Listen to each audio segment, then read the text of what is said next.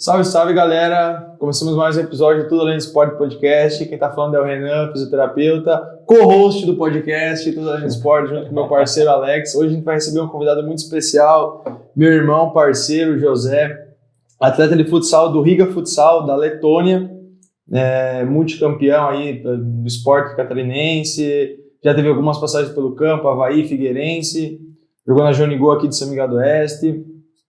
Enfim, hoje a gente vai estar batendo um papo para ele contar um pouco mais sobre a carreira, sobre a performance, como é a vida na Europa, como um pouquinho mais da história dele. Passo a palavra para o Alex. Cara, não tem muito o que falar, né? Tu já falou tudo. Cara, seja muito bem-vindo. De fato, é muito bom ter alguém aqui que é desse vínculo, que é o mesmo que o nosso, né? Inclusive. Sei da amizade de vocês, inclusive, então vou deixar vocês bem à vontade aí para vocês trocar a maior ideia possível para que a gente tenha um conteúdo muito bom para quem está nos assistindo, porque... Cara, nos últimos tempos, assim, tem muita gente, muito atleta da nossa região, que tu deve saber, que tem muito esse sonho de furar essa bolha, de sair do Brasil, de ir jogar fora. E aí, para começar, assim, a gente entender um pouquinho o contexto, conta pra gente, ou para as pessoas, além de se apresentar também, como tu furou a bolha? A partir de que momento tu entendeu que, putz, cara, vale a pena, eu posso, ou eu mereço, e faz sentido para mim, faz sentido porque eu vivo, para o que eu por o que eu batalho. Como tu furou a bolha? Qual foi o momento que tu entendeu, pô, é agora, essa é a hora, eu vou, tô indo, fui. Fala, pessoal, primeiramente aí me apresentar, né, eu sou o José, eu já vim jogando aqui em São Miguel desde os 15 anos, e saí daqui dos 15 anos, jogo desde os 9 na base, eu joguei no Bugre, né, esqueceu de falar, e fui pro campo, enfim, depois pro salão.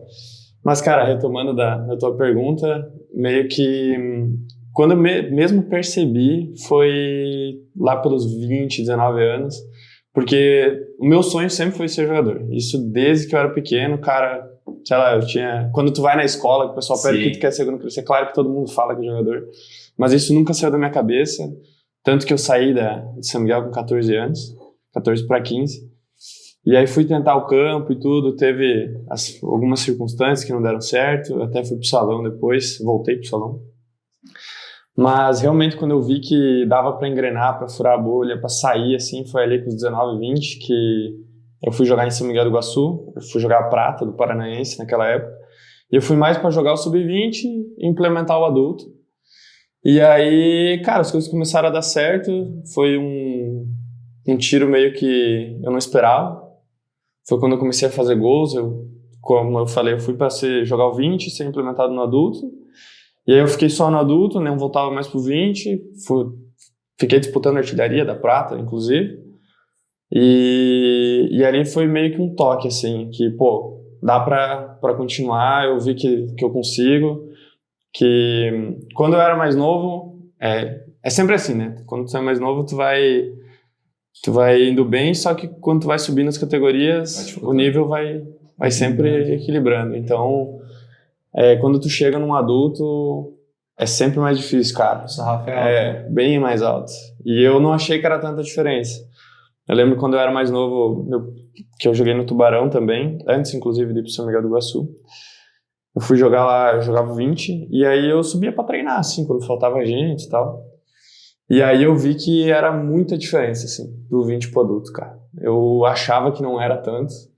A gente assistindo, a gente fala um negócio, mas é outra. Eu lembro que a gente trocava muita ideia também, quando eu tava no sub-20, a gente subia pra treinar com adulto, cara, e a gente falava, pô, no treino que tipo, já havia muita diferença, a galera pensava muito antes, era tipo algo absurdo.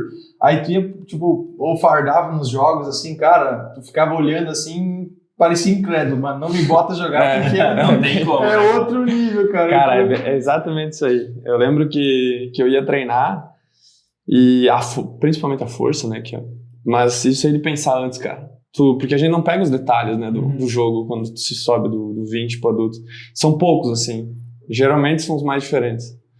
Mas eu lembro que isso aí foi um negócio muito difícil pra mim, que eu via a diferença que era. Só que quando tu começa a pegar o jeito da coisa e ir embora, aí eu pensei, pô, vai render isso aqui, vai dar bom. E aí a questão de ir pra Europa foi mais... Eu sempre quis, só que eu sempre pensava também, pô, preciso pelo menos jogar no Brasil primeiro, né? Porque existem várias circunstâncias de tu ir pra Europa, né? Sim, com certeza. Tu pode só pegar e, aparecer um time aqui tu ir e tu não vai ser tão visto, dependendo do país ou lugar que tu for, e nunca foi a minha real intenção. E só por ir, né? A Laura até comentou no outro episódio, que verdade. ainda não foi ao ar, que ela falou, tipo, ela poderia ir para qualquer país lá da Europa, tem uma qualidade de vida muito boa, porque a qualidade de vida lá todo mundo sabe que é excelente, mas ela quer ser vista, tem uma ambição de carreira também, não é só ir lá ganhar dinheiro e exatamente. ter uma profissão. É bem a partir desse ponto. Porque aí não tem um propósito, né? Qual que é o Sim, propósito? Eu vou só jogar na Europa? Ou eu realmente quero evoluir no esporte, né? Aí é muito diferente de uma coisa ou outra. Se eu quero ir só para ganhar dinheiro, tá, beleza, qualquer time serve. Sim. Agora, se eu quero de fato para crescer, a gente precisa sempre avaliar qual que é o melhor cenário. Né? Exatamente isso. Acredito que tenha feito isso. Sim, muitas vezes, porque logo que como eu falei ali, que eu comecei a jogar mais o adulto, subi, aí depois fiquei pro adulto, né? E aí, nesse momento, sempre surgia alguma coisa, né?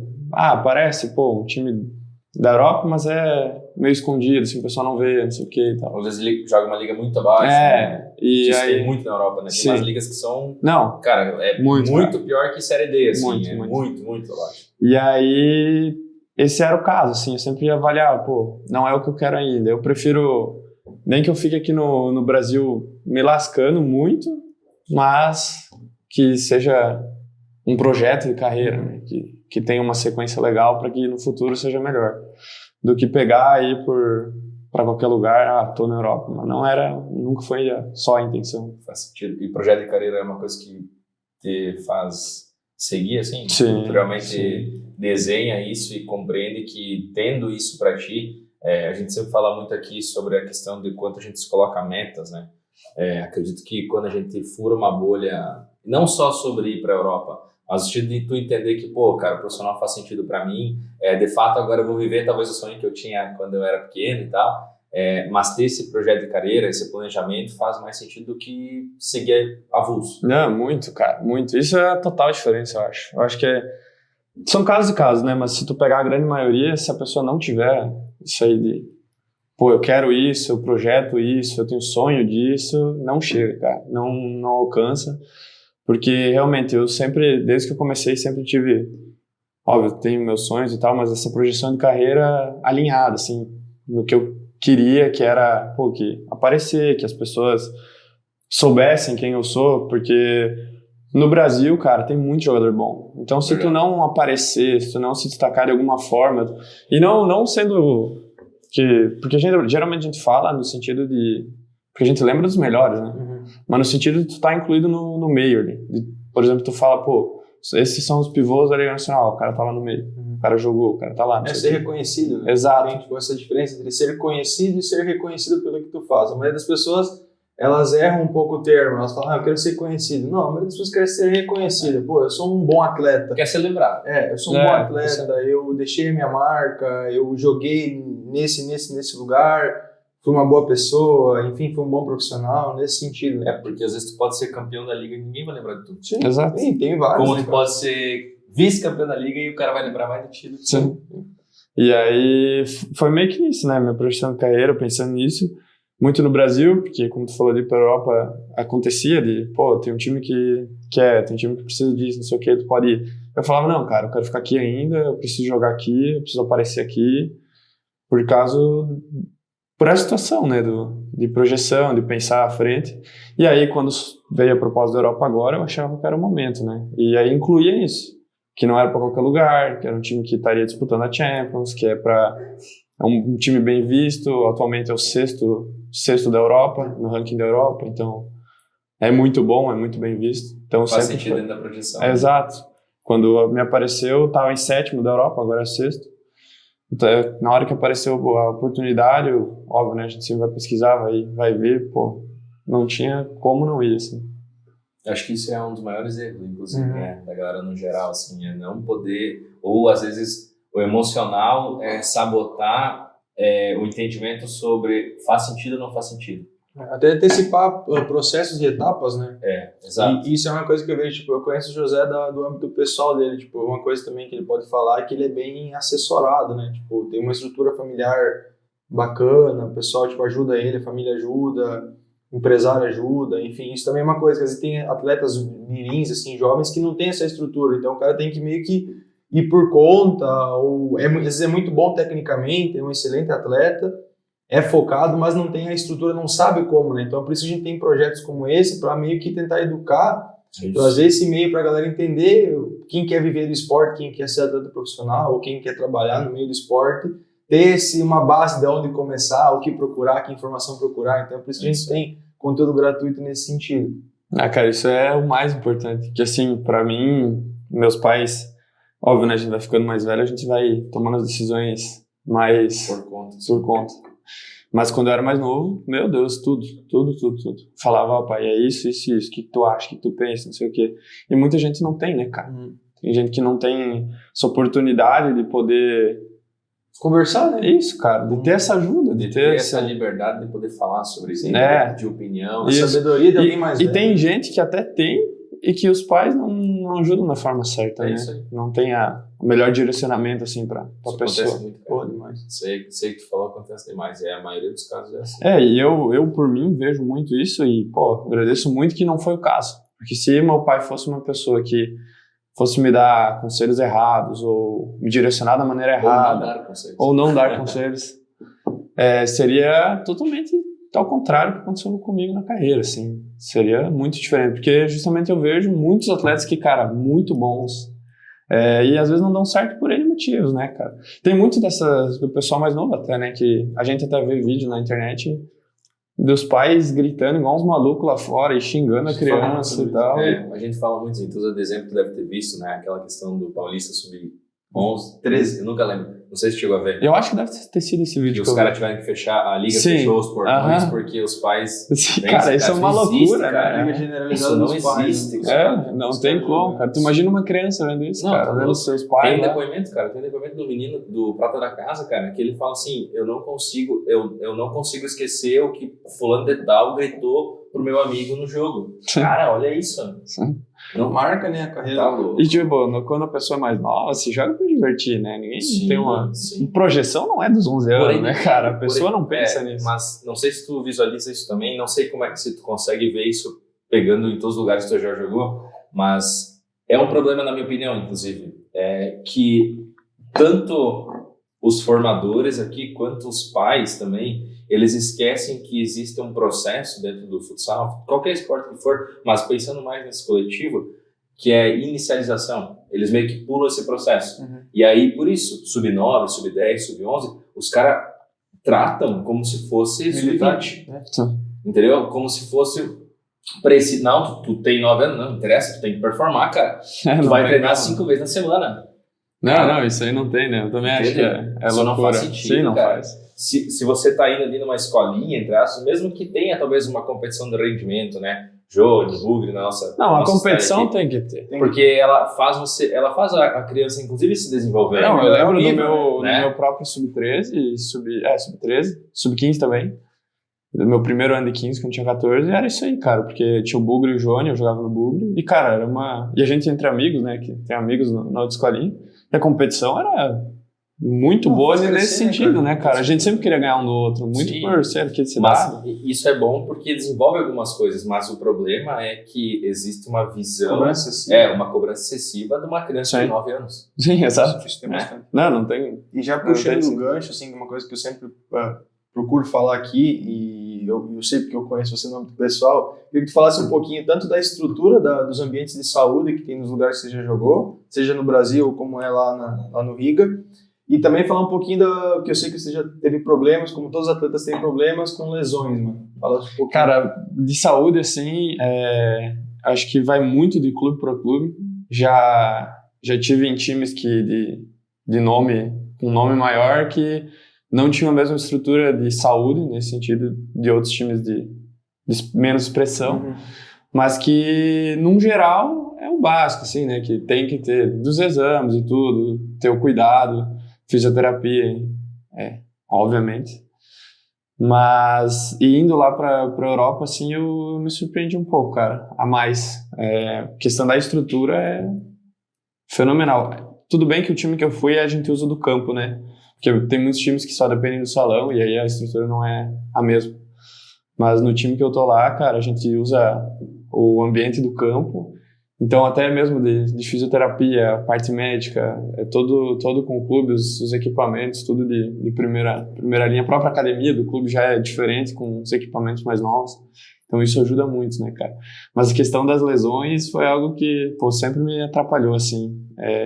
Desde os 15, que eu lembro que minha primeira lesão, assim, que realmente me tirou, foi quando eu fui pro campo. E aí eu comecei muito bem no campo, muito bem. Eu até, naquela época, eu tava no Avaí, e aí eu era o artilheiro do Catarinense com, se eu não me engano, 14 ou 15 gols. E aí, eu acho que era isso, 13, 15, um negócio assim. E isso eu tava na metade do campeonato, e o artilheiro tava com 5 gols. Então eu tava disparado na frente, tava bem. Tinha ido um cara da seleção brasileiro sub-15 naquela época. Expectativa. E aí tinha, tipo, muito. E foi bem na mesma semana até. Eu lembro que ele foi, aí chamou eu, o diretor da base, numa salinha, e esse cara da seleção. E aí naquela época ele falou, pô, continua assim e tal, nós estamos monitorando, vai ter uma convocação daqui 2 semanas, tu tá na lista e tal. Aí eu, pô, fiquei feliz, né? E aí, infelizmente, bem nessa semana, era 2 semanas pra sair, na outra semana tinha um jogo, e eu machuquei no jogo, cara. Acordei sentindo as costas. Eu não sei o que era, até hoje nem sei o que é. Não sei se foi do crescimento. Só que daí, cara, eu fiquei... E não foi tipo, pô, machuquei e logo voltei. Eu fiquei até o final do ano com a mesma dor e não conseguia voltar. E aí eu não joguei mais o ano, cara. Pra não mentir, eu joguei um jogo, que foi o segundo jogo da semifinal. E aí a gente acabou caindo fora. Eu até acabei artilheiro do campeonato, que o cara não conseguiu me alcançar durante o resto do campeonato. E sem jogar. E aí ali me atrapalhou as costas. Daí beleza, acabou o ano. No outro ano, voltei, tava conseguindo treinar e tal. Daí era sub-17, eu era o primeiro 16. Né? E aí, cara, eu joguei 2 meses mais ou menos de novo as costas. E não sei o que era, mais 4 meses parado. Aí eu fui voltar no final do ano, ainda consegui jogar um pouco. E aí eu não fiquei pro 16 pro 17. Aí rendimento foi água abaixo, assim, eu realmente não conseguia jogar mais. E aí o que eu fiz foi buscar de novo, né, e fazer teste e tal. Aí eu fiquei um tempo no São Paulo. E aí no São Paulo acho que foi um dos melhores tempos que eu tive jogando campo. Só que não deu certo, porque eu lembro que até hoje que eu passei esse período de teste, fiquei uns 2 a 3 meses. E aí, cara, foi engraçado que eu lembro que teve um amistoso, porque o que acontecia? Eu jogava, era 17, né? O 01 era o sub-17. E aí os 2002, o sub-16. Como o Campeonato Paulista naquela época eu tava jogando só o 17, o 16 não tava jogando ainda. Teve um final de semana que foi o sub-17 inteiro pro jogo. E aí ficou 5-0-1, que não foram relacionados. E aí a gente fez um amistoso do 0-1 com alguns testes contra o time titular de 2002. E o time titular de 2002, cara, era muito bom também. E no São Paulo, pô, quem tá lá é seleção brasileira. E, tinha vários jogadores da seleção brasileira. A gente fez um amistoso, 0-1 contra o 0-2. A gente ganhou de 4-2 esse amistoso. E eu tinha feito os 4 gols. E aí tava, cara, a galera inteira da diretoria assistindo. E ali eu pensei, pô, agora eu fiquei, né? Não tem como não ficar. E aí, passando isso, fui falar com o treinador. Eu lembro que o treinador veio pra mim, cara, fica tranquilo, vai lá, toma um banho, que a gente conversa, tá tudo certo. Aí, pô, eu lembro que eu liguei pro meu pai, liguei pro meu empresário, falei, cara, deu certo. E estourei. Pensei, pô, tô aqui, agora deu certo. Daí eu lembro que passou umas 2 horas, eu indignado, os caras não me chamam. Aí quando me chamaram, fui falar com o treinador. Daí na hora, eu lembro ele no corredor, assim, ele já tava meio com a cabeça abaixo, puta merda, o que será que vai vir? Aí ele veio falar, cara, ele falou que, pô, pro momento era o seguinte, pra eu ficar, eles teriam que rescindir um contrato com o jogador, que eles só ficavam com um contrato profissional assinado. E aí não tinha como eles me incluir, não tinha vaga porque lá tem um hotel dentro do Cotia, né? E aí eles não tinham mais vaga nesse hotel, eles tinham que rescindir pra mandar um embora e tal. E aí eles achavam viável continuar com o cara que tava. Daí eram 3 centroavantes, eles teriam que tirar o terceiro. Aí tudo bem, passou ali, né? Até inclusive o terceiro que era da época, eu não sei se vocês vão lembrar, acho que tu é gremista ou não? Sim. Então talvez lembre. Teve um centroavante que daí foi de São Paulo, foi pro Grêmio, Ricardinho, acho que o nome, ele tá jogando Cairate. Esse era o terceiro. Ele fez gol no Grenal até. Sim. Esse era o terceiro centroavante, até virou depois e fez gol no Grenal. E aí depois disso, cara, fui pro Figueirense, aí dali eu já saí, fui pro Figueirense, aí eu joguei mais esse ano inteiro no Figueirense, aí machuquei de novo, cara. Aí deu... Pô, eu cheguei no Figueirense, deu um mês pro Balgia. Aí 5 meses e meio, sem jogar, voltei, faltava 3 jogos pra acabar o campeonato. Até voltei bem, voltei dos 3 jogos, tinha feito 4 gols, fui bem pra caramba, voltei bem. Aí eu até tinha uma expectativa de continuar pro Sub-20 por causa disso. Mas daí naquela hora chegou, eu fui falar, porque eles chamavam o elenco inteiro do Sub-17, falavam, ó, 1 por 1, e eles falavam, ó, tu fica, tu não fica, por causa disso. Mas isso é uma curiosidade, isso numa sala separada, né? Sim. Ah, tá. Chamavam 1 por 1, não, chamavam 1 por 1, falavam.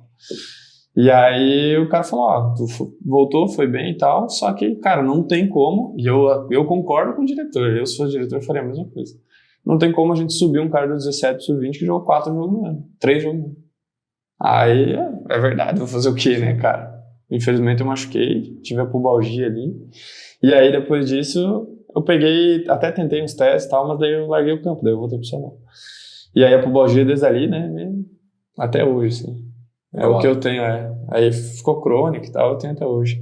Até agora que eu tô de folga, até tô tratando com o André ali, justamente a pubalgia, porque é algo que me incomoda, continua me incomodando. Mesmo no qualquer lugar que eu for. Eu tenho que ter um cuidado a mais, assim, pra estar sempre na fisioterapia, fazendo tratamento, fortalecimento. Só para explicar, contextualizar um pouquinho pra galera que tá assistindo, a pubalgia é uma lesão que ela não tem uma cura, digamos assim, pessoal. É uma inflamação ali no quadril, na parte do pubis, que afeta o desempenho, afeta pique, explosão, chute, enfim. Conforme você vai fazendo movimentos repetitivos, ela vai causando dor, um desconforto, como se fosse uma pontada mesmo, assim, pegar uma agulha e ficar pinicando ali na região. Só para contextualizar o pessoal aí que vai assistir e não sabe o que é. Lamine Yamal, que hoje é um jogador um dos mais famosos, foi diagnosticado com pubalgia e está afetando o desempenho dele hoje. Eu lembro que quando eu tive a pubalgia a primeira vez, o cara falou para mim, o médico, falou assim, cara, agora que tu tem crônico isso, tu tem que se acostumar com a dor. Não importa, assim, tu vai saber a dor que tu tem, só que tu não pode parar por qualquer dor, porque aí ele falou de um jeito que eu consegui entender, assim, e realmente, depois que eu ouvi, assimilei, assim, o que ele me falou, eu percebi que era verdade, que é uma dor, cara, que tu sempre vai ter, não tem como, tu vai ter que conviver com essa dor. Falou, ó, tu vai ter dor pra tua vida inteira, se tu quiser jogar, tu vai ter que jogar com dor, mas... E tem alguma estratégia que tu usa pra controlar isso? Não, é que assim, a estratégia no sentido tô sentindo, cara, tem que ir pra fisioterapia, eu tenho que fazer tratamento, eu tenho que fazer fortalecimento, óbvio, isso aí não pode deixar de fazer nunca. E esses jogos tem que fazer muita mobilidade, tem que fazer exercício de core pra ativar core, enfim, essas coisas do tipo. Mas é o que ajuda, né? Aí, claro, quando eu já tô aquecido, bem aquecido, já tô no treino ou no jogo que tu nem pensa, mas tu não sente, sabe? Talvez tu sinta em alguns momentos de chutar, que daí vai chutar e dar uma... repetitivo, né? Se for muito repetitivo. Dá uma pontada, alguma coisa do tipo, mas só, cara, não nada demais, assim. Durante o que tu tá aquecido, mas o pós ou o pré do treino, cara, é difícil, assim, é doloroso. Mas é o que tu vai ter que acostumar, né? Isso aí, depois que começou na minha vida, já tenho ciência de que vai ser assim até o final. E, José, deixa eu te perguntar, cara, claro, pra galera entender um pouquinho, alguma vez você já pensou em parar de jogar devido às lesões? Já. Acho que, porra... Todo mundo pensa isso, cara. Isso sim. Mas já teve óbvio, pensar, passava assim na cabeça, mas teve 2 momentos que foi que eu pensava, que me veio na cabeça assim, vou parar. Que aí foi ali no campo ali, quando eu fui largar o campo. Isso foi logo depois de São Paulo? Não, logo depois do Figueirense. Que daí eu... verdade. Que daí falaram não e tal. Aí eu pensei, vou parar, vou pra casa e tal. Não quero mais. Não quero mais ficar sofrendo aí fora e tal. Vou ficar em São Miguel. Longe de casa, de coisa. Aí eu ia, me machucava, aí a cabeça ficava um balão, né, cara? Eu ficava triste e tudo mais. E no salão também, porque daí no salão logo que eu fui pro São Miguel do Iguaçu ali, que daí eu joguei logo depois Eu saí do campo, eu fui pro salão. Aí fui pro São Miguel do Iguaçu, Tubarão Sub-20, aí São Miguel do Iguaçu, aí fui pro Foz. E ali no Foz, aí é a mesma coisa, cara. Aí no Foz eu tive uma avulsão no adutor.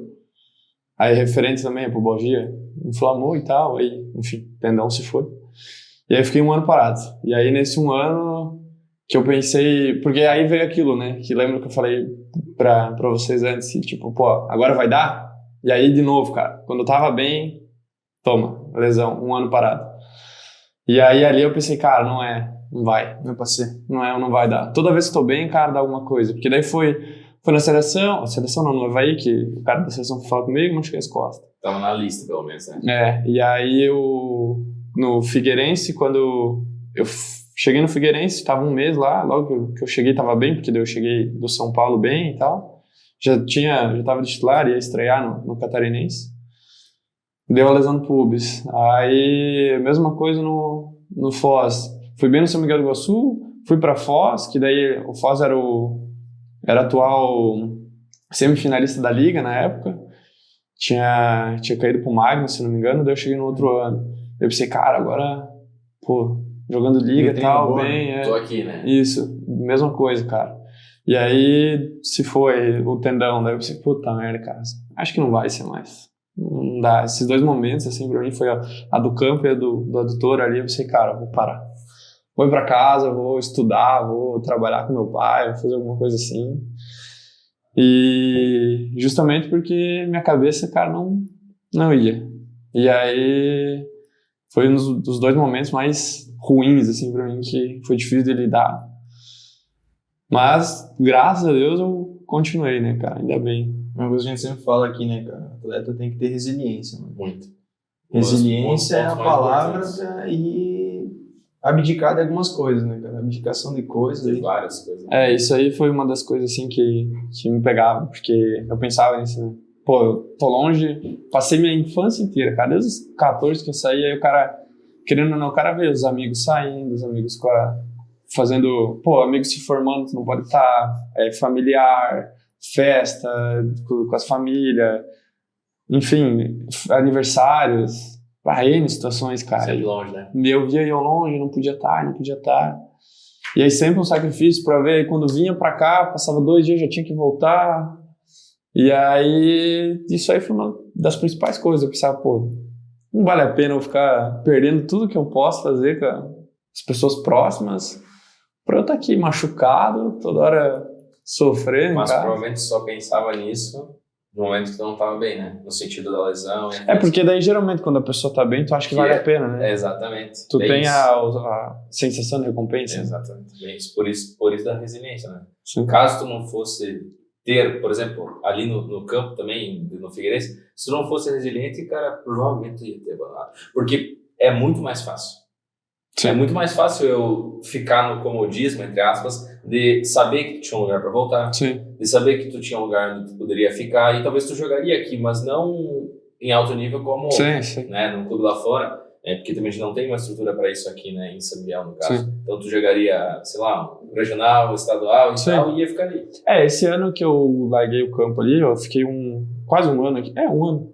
Que daí eu jogava os amadores aqui no campo, jogava o salão ali com o João, sub-18, e fui levando assim. Aí, felizmente, daí deu certo no salão, porque foi essa hora ali que eu tava tentando ainda uma barca que outra no campo, que daí tava meio que naquela, como eu falei, tipo, que eu vou parar, não sei e tal. Dúvidas. Isso, e aí eu pensava, vou tentar assim, mas eu não tentava naquela ambição, sabe? Eu tava jogando.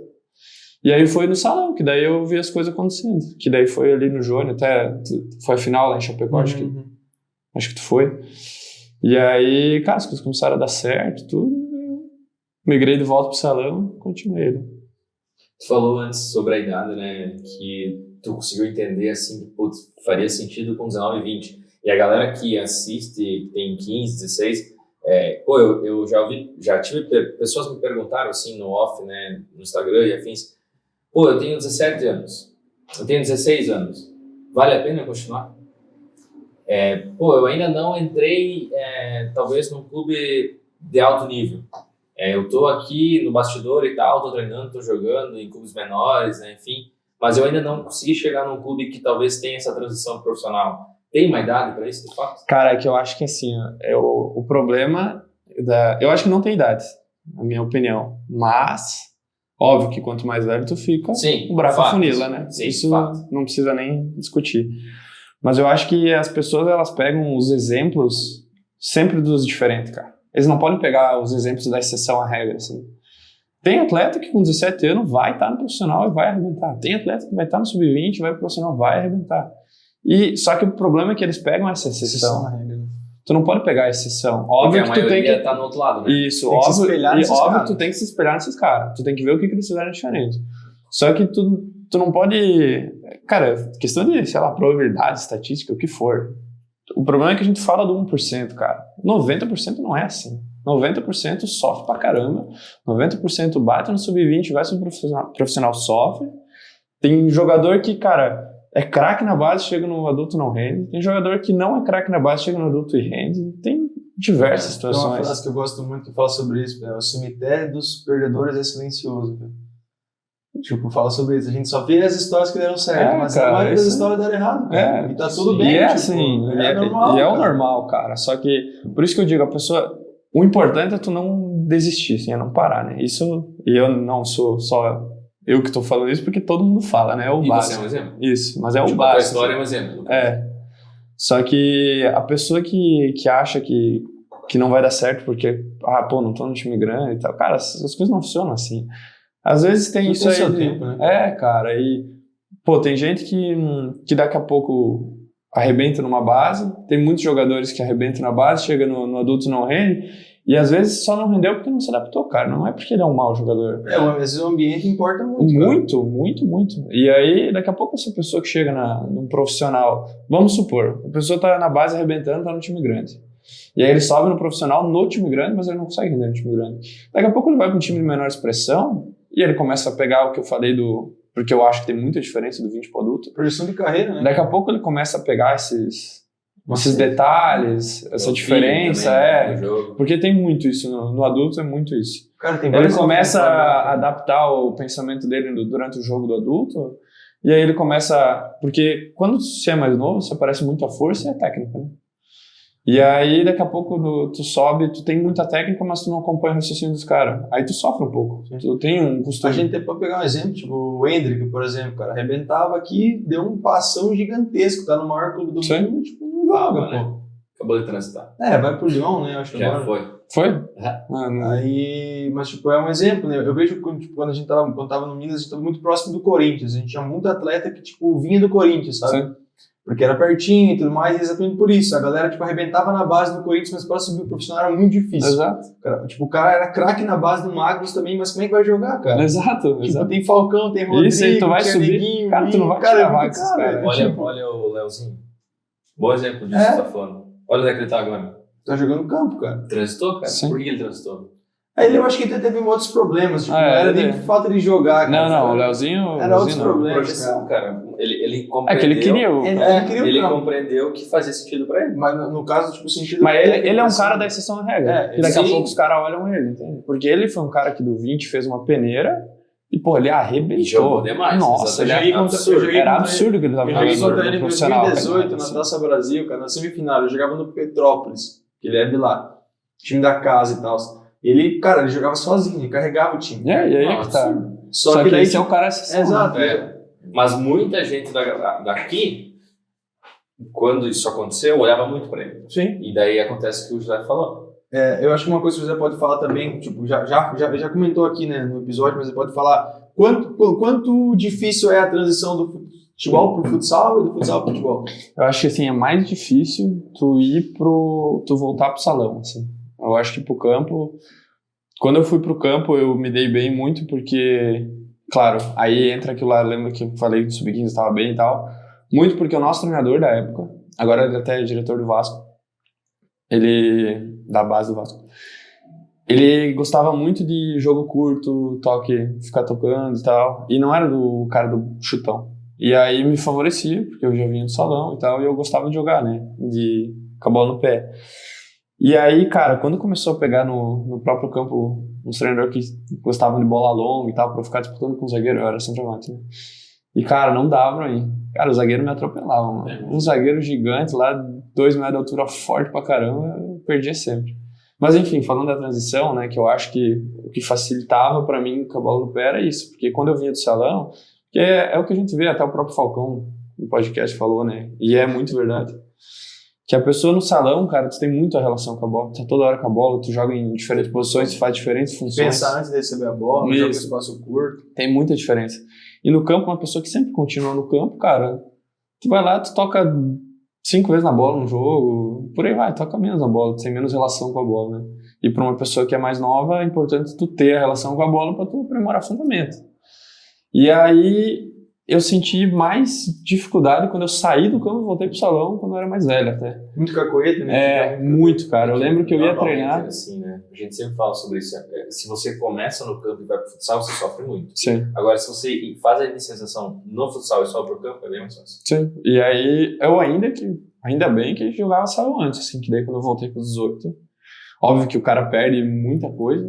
Tive que me reajeitar em muita coisa, assim, na hora que eu fui jogar. Muito, né? Nesse espaço-tempo, né? Aham. E aí, mas o que eu mais sofri, assim, foi quando fui do campo pro salão. Eu lembro que às vezes eu ia dar passe, dava passe no espaço, e o salão não é. Claro, tem situações que sim. Mas não é só isso, né? Até o jeito de dominar a bola, cara. Eu lembro que eu ia dominar de chapa do pé, pô. Não tem como no salão tu dominar com a chapa do pé. Tu perde muito tempo e inspira a bola. Sim, e aí até me adaptar um pouquinho ali foi mais difícil. Ainda que eu consegui e tal, e deu um ano bom ali que a gente até foi campeão lá. Mas o que eu achei mais difícil foi isso aí. Foi sair do campo pra voltar pro salão. Que eu acho que é uma coisa que pega pra quem sempre teve a base do campo. Pega muito. Eu sempre até penso assim que eu admiro quem faz essa transição e consegue se readaptar. Porque, claro, que talvez tu também tinha a base no futsal. Isso talvez, memória, né, também... Talvez não, ajudou muito. Né? Ajuda muito. Mas pra quem não tem, transitar ao contrário, cara, eu acho que é muito difícil adaptar. Hoje em dia o jogo é muito diferente. Muito. Eu acho que, cara, você não deve ter muito exemplo aí, não, cara. Se o jogador voltou pro salão, provavelmente quando ele era mais novo ele jogou. Senão, acho que não. Acho que não consegue, difícil, né? Muito difícil. Tecnicamente falando. Já que a gente tá se encaminhando, às vezes, até pra parte final do podcast, eu gostaria que o José deixasse também pra galera aqui, já que a gente tá com uma transição, a Laura também veio da Europa, enfim, tá aqui no Brasil de férias. Conta pra gente como que tá sendo a adaptação a um país totalmente diferente. A Laura, ela veio, jogou no Japão, Lituânia, agora ela vai pra Finlândia, então ela tava com uma base boa de países diferentes, e eu acho que é a tua primeira experiência fora do Brasil, então conta pra gente como tá sendo lá, como que é, cara, como que é a Letônia. É diferente, primeiro de tudo, logo que tu chega, tu acha meio deslumbrante, assim, porque tu vê que é diferente e tal, a situação. Mas, cara, eu sofri um pouquinho no começo, muito pela língua. Cara, a língua lá é letão, se eu não me engano. E, pô, não entende nada, cara. Nada. É uma coisa de falar japonês, né, Branco? Não entendo nada. Só que daí o pessoal falava inglês, eu sabia um pouco do básico. Aí eu até comecei as aulas depois. Aí, com o tempo, foi se virando, agora eu já consigo falar normal com o pessoal. Porque lá todo mundo fala inglês, né? A comunicação dentro de quadra também? É que aí entra um porém. Nós, com os atletas... Nós, no sentido dos brasileiros que estamos lá. Sim. Com os atletas locais, que são da Letônia, é em inglês. Só que aí nós somos eu e mais 5 brasileiros. Caraca, bastante. Aí mais 2 espanhol. E aí a gente se comunica normal. Tem argentino também? Espanhol não, argentino, desculpa, que fala espanhol. Argentino. E aí... 8 só da... E um português, que daí é ali de Portugal. Tá fácil, né? Aí a gente fala normal, né? Português e tal, não tem problema. Aí eles falam espanhol, a gente se entende. São 9 que... Portunhol. E aí o nosso treinador é de Portugal também, e o preparador de goleiro também. E o preparador físico é brasileiro. Eles trouxeram o Brasil pra gente falar, né? E aí os locais falam inglês com eles, né? Aí o bom é que o nosso treinador ele fala 5 línguas diferentes, então pra se comunicar é tranquilo. Que são locais, dentro do time que tu tá hoje, tem quantos atletas? Cara, mais ou menos, assim. É que o grupo é grande, assim, porque tem o pessoal mais novo também, né? Ah, tá. Mas acho que tem uns 10. Bastante. O grupo é grande, assim. Metade isso aí. Local. Mas é isso mesmo. Quando fala quando é novo, assim, novo quantos anos? Do 20 ali, 19, 20, que daí treinam com nós, né? Uhum. Não chegam aí pra jogo, tá? Mas estão ali treinando direto com nós. E aí, de uma situação da adaptação foi isso. Até tu começar a ir conversar com eles, porque geralmente quando tu chega, às vezes, não digo te olhar estranho, mas é diferente, né, cara? Pô, o pessoal lá da Letônia, chega um cara do Brasil. Ainda que ainda já tinha outras pessoas, brasileiras e tal. E eles ajudam e depois ficou mais fácil. Mas isso e com certeza o clima, cara. O clima é diferente, assim. Eu não peguei o forte do inverno, agora que eu vou voltar eu vou pegar. Mas final do outono, que lá era outono, que eu vim pra cá, já tava frio, assim, já tava batendo -3, -5, sensação -9, 8. Bom, né? Fazer na rua. Isso, e aí agora no inverno, em outros anos já bateu -20, por aí vai. É pra esse ano bater -15, -10. Friozinho, hein, pai?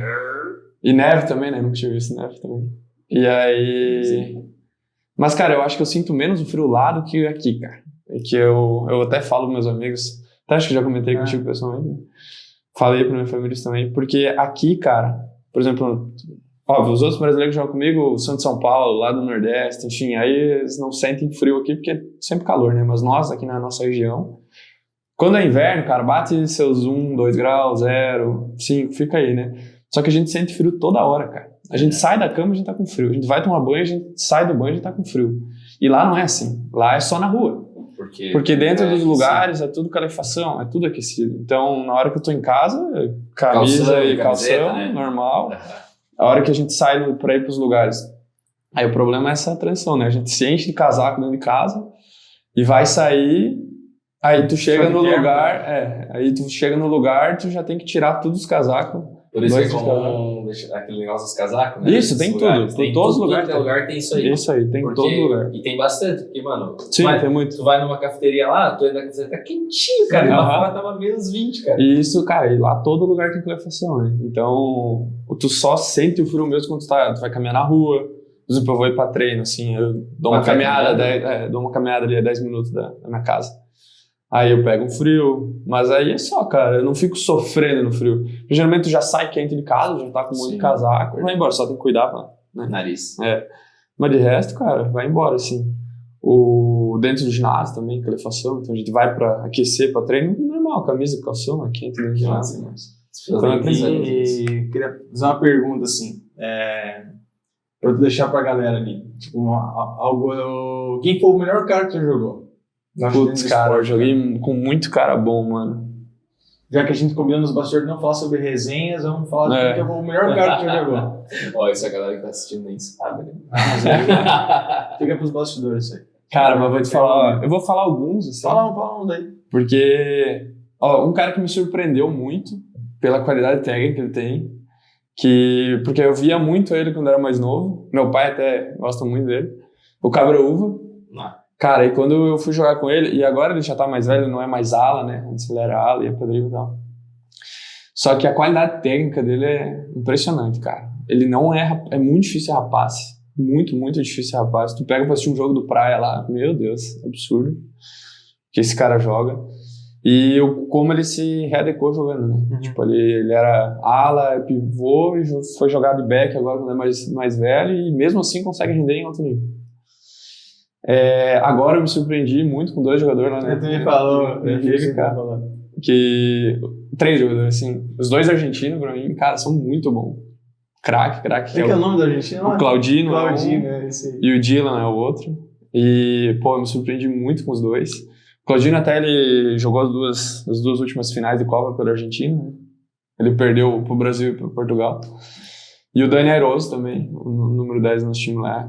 Eu já sabia quem ele era e tudo, mas não tinha jogado juntos. E aí quando tu vê no dia a dia, tu vê que o cara é diferente, assim, né? É o dia a dia que... No jogo, claro, tu vê alguns lances e tal, mas no treino, cara, tu vê muito o que a pessoa realmente é e como ela joga. E aí ali tu vê como o pessoal é diferente. Ela joga como treina, né, cara? E aí... E puxando mais pra minha posição, assim, cara, que é pivô, que eu joguei junto. Eu tive sorte de jogar com bons pivôs e todos comigo sempre me ajudaram, assim, desde quando eu era mais novo e tudo. E os 2 que eu mais gostei de jogar junto e estar juntos foi no Praia, que aí foi o Fabinho e o Gilvan. O Fabinho já é mais velho, mas o cara faz muito gol. E é um cara que, pô, tu pode jogar uma máquina de lavar pra ele que ele domina, cara. É incrível isso aí. E ele prefere dominar a bola no peito do que ver no pé. Joga um tubo pra ele, domina no peito, não tem. E o Gilvan agora, a gente viu, né, foi artilheiro da Liga Nacional. E agora tá na Rússia muito bem também, faz gol de tudo que é jeito. Ele chutava muito. E ele é um cara que... E ele é um cara que eu vejo que pra mim ele tem muito recurso, assim, porque ele não é só o pivô cravado, né? Ele consegue vir jogar, ele joga de ala pro gol. Isso, e ele faz diferentes situações que o jogo pede, ele consegue fazer. Então foi esses caras, assim, que me surpreenderam muito. Espero que eu não tenha esquecido de ninguém, mas... que eu joguei, né, mano? Senão vão ter que cobrar no Instagram depois.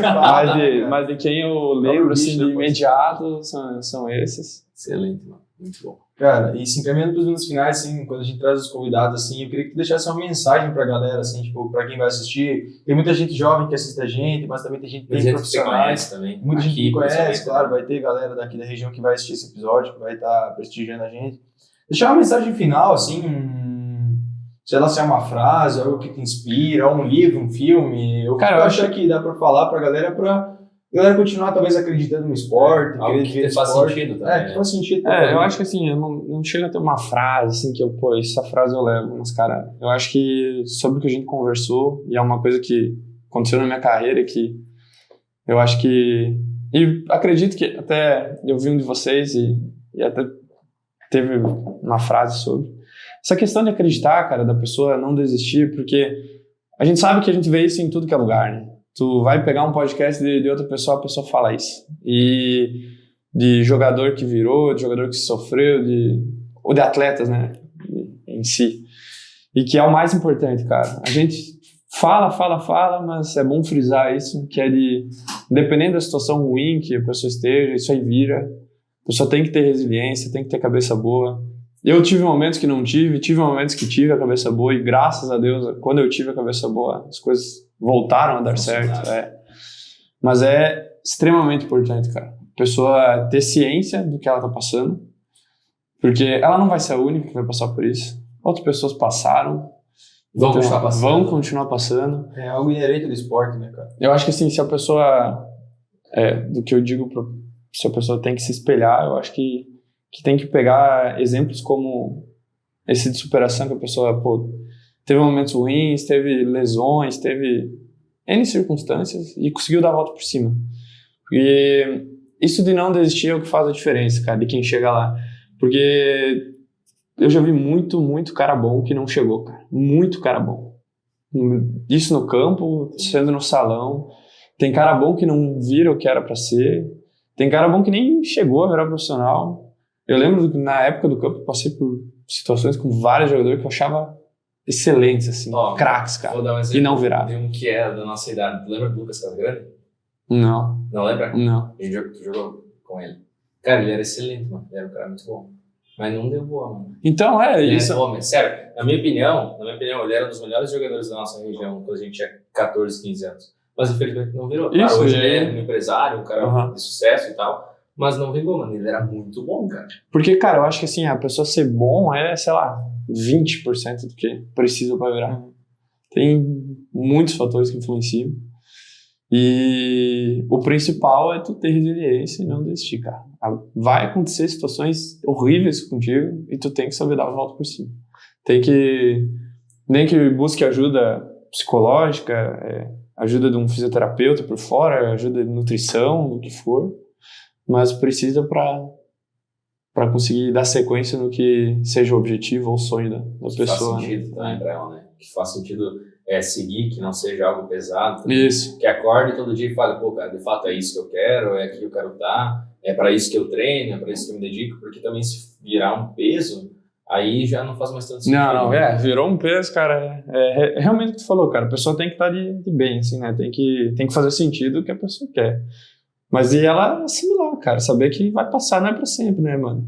Então, muita pessoa machuca e volta, e tem pessoa que acha que não vai conseguir e não volta mais.